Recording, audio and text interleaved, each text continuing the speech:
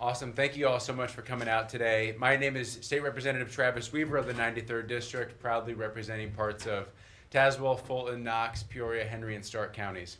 Joining me today are Representative Deering and Schweizer, as we, along with many members of the General Assembly on both sides of the aisle, are huge fans of homeschooling.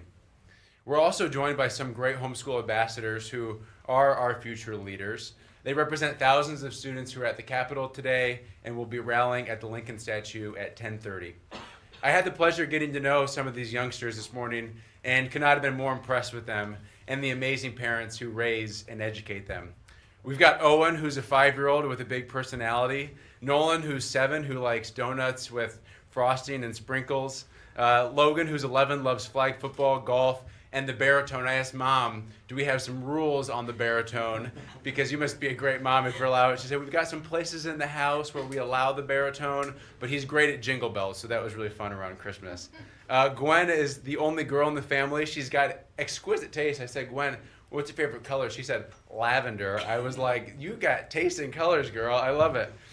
Mason is a 9-year-old who loves being homeschooled because it means that they can do field trips where there's not a lot of crowds and they can really enjoy the setting with their siblings. I also had the pleasure of meeting Serena over here, and I said, Serena, what's your favorite ice cream? And she said, a lot. And I said, I like that your favorite ice cream is actually a quantity of ice cream. That's really, and that's kind of a good political question. You answer the question you wanted to answer, not the question you were asked. But I'll also say that these impressive findings from being with these youngsters didn't come as a surprise to any of us because we all know the positive outcomes associated with homeschooling. That's why we're so strongly supporting our homeschool families. We know that homeschool families do better on tests, scoring 130 points higher on the SAT. It empowers kids to learn in a tailored environment that's unique to their specific learning needs. It builds strong family bonds and allows for curriculum and activities far beyond what a normal public school curriculum would allow. Unfortunately, some Illinois politicians are trying to wrap homeschooling in red tape. It's what some Illinois politicians do best. Illinois has plenty of challenges. We all know that. It's not a secret. We watch the news. But homeschooling is, frankly, not one of those challenges. It's not a problem. It's a solution. It's an answer to so many public school challenges that Illinois families face. Overregulating homeschool families is bad. But the future of this bill is even worse, because the more we overregulate homeschooling, the more homeschooling will slip and look more and more like our struggling public schools. One of the most impactful letters that I've received on this bill is from a public school teacher who said, and I quote, "It's sad to see how far behind our public school students are, and it's even more sad to see our state go after a group of students, being homeschoolers, who are outperforming, and we're going after them as a scapegoat. The proposed legislation is bad, and it's a slippery slope to much worse. House Republicans have no shortage of bills that would undoubtedly help our challenged public schools. Instead of handcuffing homeschools, we should be encouraging and championing them. Let me reiterate: better test scores, expanded curriculum opportunities, a safe and tailored learning environment, stronger family bonds, and greater flexibility for work opportunities. Homeschooling is not a problem. Homeschooling is part of the solution." And with that, I'll pass it off to Representative Schweizer. Thank you, sir. Hello, everybody. My name is State Representative Brandon Schweizer, and I cover the District 104, which is parts of Vermilion and Champaign County. I want to start off with parents deserve the right to make the decisions for their own education of their children. This legislation is infringement on those rights. Not only does House Bill 2827 create new mandates and new regulations, but is a start of a slippery slope. It starts by making small changes, and like most policies here in Illinois, it keeps chipping away more and more from homeschool families, making the future of homeschooling difficult, if not impossible, for Illinois families. I have experience and know people firsthand who homeschool their children for all types of reasons. Being a 21-year Marine Corps veteran, I have seen firsthand not only the benefit, but at times the necessity of homeschooling. Homeschooling gives families the opportunity to stay on track, ease into the inevitable move, and succeed as a family unit. This legislation is being sold as a protection of children measure, but in reality, it is just placing another unnecessary burden on our families and on our education system here in Illinois. In Illinois, we tend to operate in extremes, from public safety to energy to the diminishing of our Second Amendment rights. And let me make this clear, homeschooling is not a place where we have a problem. We have lots of problems going on in this state and even within our own education system. So again, let me be clear, homeschooling is not the problem that we need to fix. We have much bigger fish to fry when it comes to the state of Illinois. And my colleague, State Representative Regan Deering, is here to tell you a little bit about those.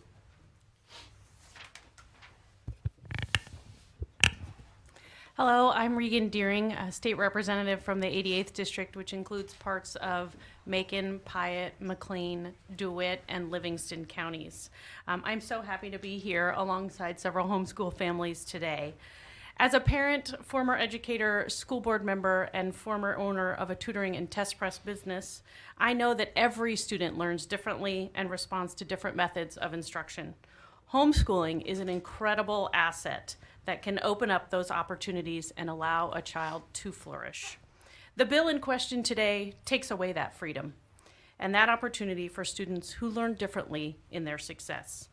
If we're going to talk about fixing problems with education, let's zoom out on education as a whole, from unprecedented teacher shortages, intense levels of bullying and violence, and extreme cases where schools are committing educational neglect in public education. Public education is full of government mandates and plenty of dollars, yet kids are still performing way below grade level in basic skills like reading, writing, and math. Those are the real issues that merit solutions. In my short time in office, this issue is by far the one I have heard about the most from my constituents. I'd love to know how many emails all of us are getting or petition responses were submitted on our website concerning this bill. So many passionate parents that are begging for us to protect their freedoms. When the legislation was drafted, I wondered, were the homeschool families such as these even included in the conversation or considered at all? I see some shaking heads, so I'm guessing the answer is no. Homeschool parents do an incredible job of educating their kids here in Illinois, and there's no reason to enact legislation to fix a problem that simply does not exist. Since there are thousands of homeschool families in the Capitol today, I encourage our colleagues to walk the hallways today and talk to just one homeschool student or family, and you will be utterly impressed. Thank you all for being here today. I think we will open it up for questions. Yeah, really quick, I just had this thought. Before we get to questions, I just want to take a second to give a round of applause for these kids because, y'all, it's hard to stand still when you're 8. You guys are incredible. I'm so proud of you. So with that, if there's any questions from the room, we'd love to take those. Just curious, conversations with your Democratic colleagues, have they been willing to stand alongside you at all? Some of your more moderate Dems obviously could lean more towards your direction. What are the thoughts out there? Yeah, absolutely. I've had several fruitful conversations with colleagues across the aisle. I think outside today at the rally, you'll definitely see some Democrats who are stepping up to speak on the issue. To your point, a lot of moderate Dems have gotten the flood of emails just like the rest of us. They hear from homeschool families. I just would note, one comment I heard from the majority party was that we need this because homeschooling has grown so much recently. Gosh, isn't that just like Illinois? We've got one segment where things are growing and really robust and vibrant, and then we say, oh, wait, let us try to fix that. Well, we've got a couple bright spots in Illinois. One of them is absolutely our homeschool families. They're growing. They're producing wonderful children, and I think that's a bipartisan issue. That's all what we want for our future.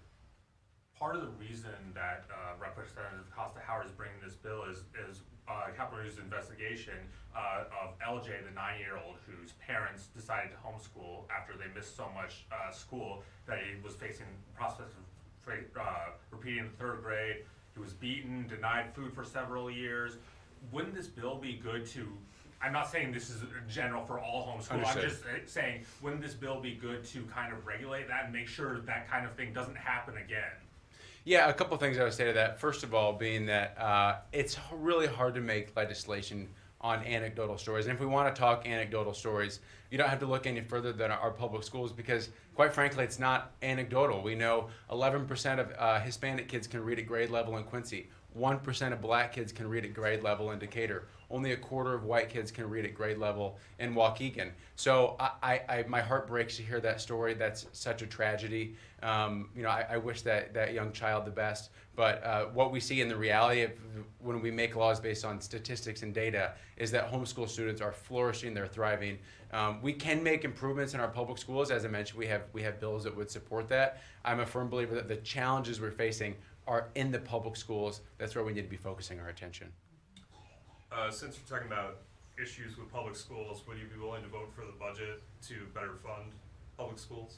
Well, what I'll say on that is one time I stood up and clapped profusely during the governor's State of the State address is when he had his remark about requiring every individual school to have a policy on cell phones. There's certain line items that I support in the budget. I probably am not going to be a yes on the budget because of, free healthcare for illegal immigrants and free funding for abortions. Those are just things that I can't reconcile personally.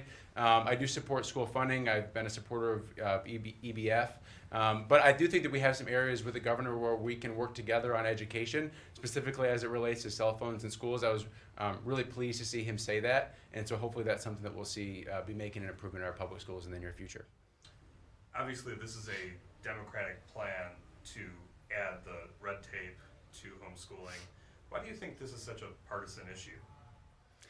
My guess would be because in rural communities, we really see the success of homeschools. The reason this is so important to me is because my sister had 4 little ones. She just came out with number 5 on March 4th, so we're really excited about that. But she homeschools. And because of that, I get to see the joys firsthand of my nieces and nephews who can name every president, who can recite the Gettysburg Address, who are learning Bible verses, who are learning the piano, who are, I started to say this too loud because they won't like it, but they do a lot more chores at home. They just have a lot more responsibility because of their homeschool nature. And so that's why I would really encourage my colleagues across the aisle today to find some of these homeschool families that are down here in Springfield, because I think some of the stories that you hear are really going to change your tune on the issue, because my experience, I think the experience of so many, and the experience of the data, is that homeschooling produces kids that are really at a higher level.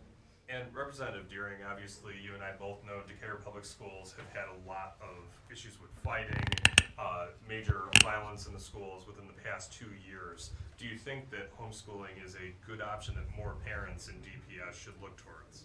Yes, I do, absolutely.